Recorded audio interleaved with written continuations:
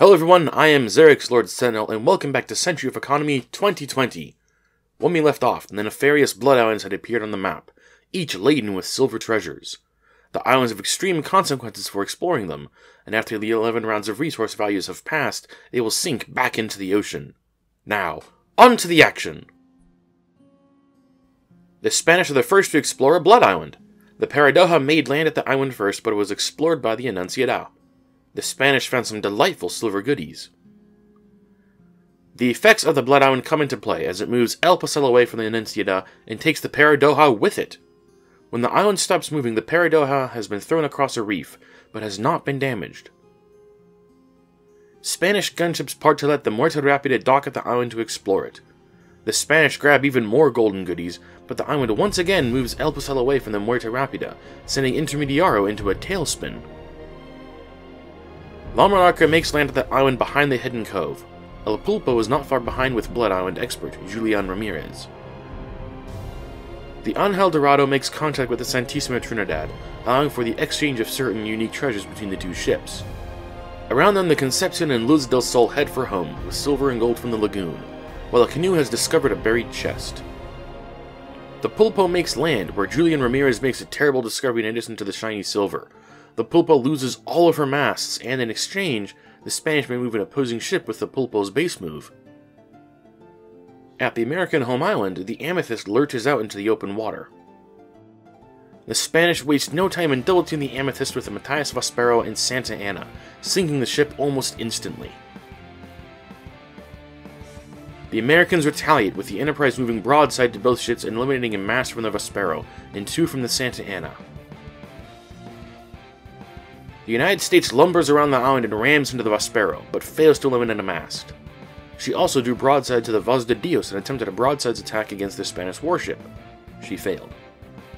The Ghost Walker draws a bead on the Granada and gives her a fire mast. The French explore one of the Blood Islands, which forces the Carcajou to lose all of her crew and to win a mast from a friendly ship. La Arcus at St. Pierre suddenly finds herself derelict. The French explore the other Blood Island that they have made land at, finding an island that will either make the exploring ship eternal, or will give them gold for every crew eliminated from the exploring ship. The Duc de Enghien has no crew on her, and so does not benefit. A wide shot shows much of the Eastern Sea, which has become a haven for pirates. Their line of gunships is impressive, in places 3 ships across. Pirate runners are ferrying resources to the colony and exchanging them for crops. Crops are worth 2 gold and can be exchanged for on a 1-for-1 basis with any resource at any colony. The pirates station the Bauschwan off the coast of a Blood Island and wait for the Orca to explore it. The Orca finds an island that eliminates all of her masts. The Blackheart and Skipping Stone enter a fog bank, which will keep them safe from almost anything, protecting the pirate fleet admirals on board. In addition to gathering crops and turning a profit, the pirates begin to stockpile all resources available to them, with ships laden with finished goods and metals making their way back to the pirate home island. A storm moves into the lagoon, threatening the ships docked at its interior, as well as the shipping lanes to the south. El Garante maneuvers broadside to the Enterprise and together with La Aguila and the Matthias Vespero, derelict and sink the ship. The Mississippi is attacked first by El Extremadura and La Serviente. The ships combine to take 2 masts from the Mississippi. In the background, the Cruzado has turned about and dismasted the Ghost Walker. La Resolucion is giving the killing honors and sinks the Ghost Walker. The Cruz de Cristo lumbers into the fray and dismasts the Mississippi. The Spanish end their turn by launching 2 ships at the hidden cove.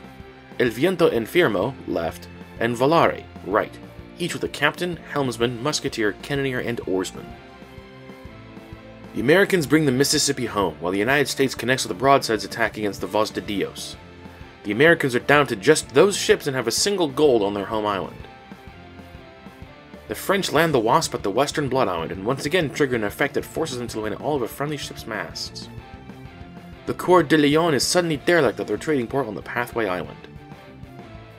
The French end their turn by launching the Genrevere, with their linked crew Capitaine Jean d'Arc, cannoneer, firepot specialist, and oarsman from the Bastille fort. The pirates move Seleucus into the fog to keep the giant squid safe from harm. The pirates upgrade their southern colony to level 5. The pirates again explore the Blood Island in the east, and again one of their ships loses all of its masts, and this time all of her crew.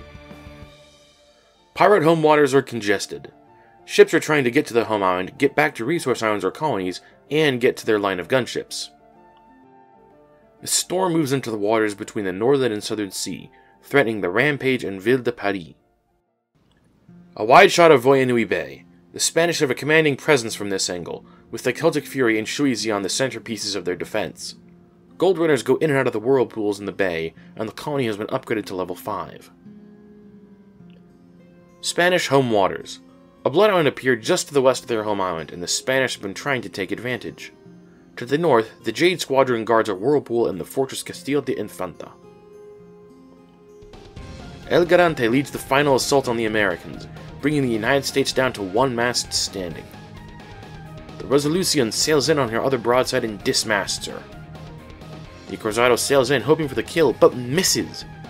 Meanwhile, the Spanish have used the Antikythera mechanism to move the Mississippi away from the home island. The Cruz de Cristo sinks the Mississippi. The Cruzado is given a second action and sinks the United States, eliminating the Americans from the game. The Muerte Rapida docks at the western portal. The Resolution and Vespero make land at the former home island of the Americans. The Peak explores a Blood Island and loses her mast. In exchange, she gains the Eternal Keyword for the rest of the game. The Matuku explores the island looking for buried chests, but finds none. The French end their turn by building the Château d'If on the Blood Island the Peak explored. The pirates continue to gather mass quantities of resources. They've been cashing resources in as they go, and as signified by the penny, have over 1,000 gold at their disposal. An iceberg hits the Premier Republique. Again.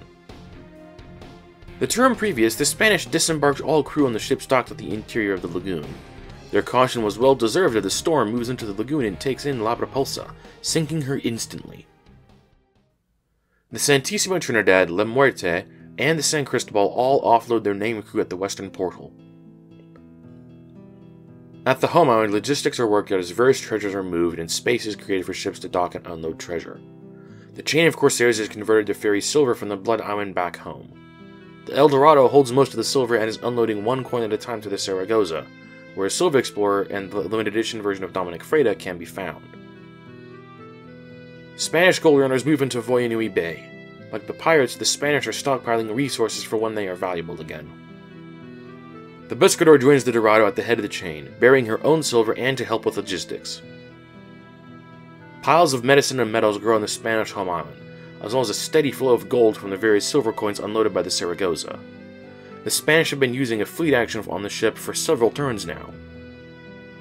At the end of their turn, the Spanish launch the Ile Douce at their home island, with a captain, helmsman, cannoneer, musketeer, and oarsman. The French point several ships west, sailing past the Bone Temple Island. In the foreground, St. Pierre is loaded with medals. The French have established a line of their own, similar to the pirates, but much smaller in scale. The Spanish, seeing this, have formed up as well. The French end their turn by launching at their trading port on Pride Rock and at their home island. The Dauphine Royale with captain, helmsman, cannoneer, firepot specialist, musketeer, and oarsman.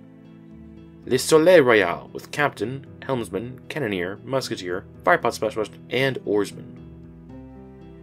The Fitu with captain and silver explorer. The Spanish task the newly launched Ile Douce with dismasting the ship that carried the Gem of Hades, preventing a return of the Cursed. An aerial shot of the Hidden Cove Island. The Viento Enfermo has taken the Pulpo under tow and is about to dock at the rear of the island. The Monarca's hold is full of the remaining silver from the Blood Island. The Matuku heads back to French waters, her mission an abject failure. An aerial shot of Voyanui. The Cielo Español, Muerte del Diablo, Cristo del Obispo, and El Cruzado Nuevo have all docked at Fortaleza Dorada, and have disembarked their named crew.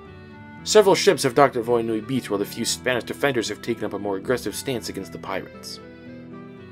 At the end of their turn, the Spanish launched the Mesquita, Ventura, and La Iberia at their home island, each with a helmsman. The Royal Louis is boxed in by pirates as he attempts to return to the French trading port at the Pathway Island. The Dauphin and Soleil Royal point their bows south, toward the Spanish. The pirates use Thok to move a fog bank with the Serpent's Fang in it toward the edge of the map. They pull the Fang out just as the fog teeters on the edge of the map. Destiny's Bounty takes the Orca under tow. The pirates have had trouble getting silver off of this particular Blood Island. Another pirate galleon comes to help, and will presumably take one of the two derelict pirate ships under tow. The pirates end their turn by purchasing an event. And that wraps up this report. The Americans have been eliminated and only 3 factions remain. The French are beginning to look hostile to the Spanish, while the pirates have an enormous war chest of gold to pull from and already have a large fleet in the water. If you want to see what happens next, make sure you're subscribed. If you liked what you saw, hit that like button. Thanks for watching, and I'll see you all next time.